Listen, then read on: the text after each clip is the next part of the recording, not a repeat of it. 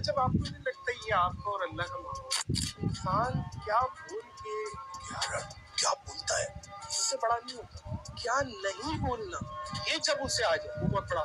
खुदा का नाम किसी और को वायरल करते हो, जान छोड़ दो किसी और को वायरल करते हो। इससे अभी आपका क्या रिलेशन? अब उसने आपको पॉडकास्ट में कह दिया कि जी नानी वाला मेरे साथ 7 साल की डिसअपॉइंटमेंट थी।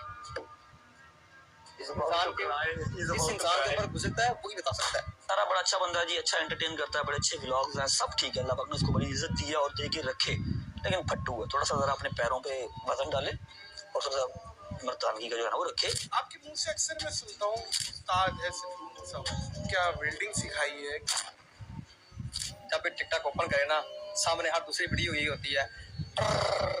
मैं तो ओपन करता हूँ साथ डर जाता हूँ, मैंने कहा कि मेनू गोली बाजी न जाए। आपने देखा वो बंदा 70 लाख रुपए में डिस्ट्रीब्यूट कर देता, 7-8 बच्चियों का जहेज भेजा, राशन के साथ आगे LCD ओवन सब। जब आपको नहीं लगता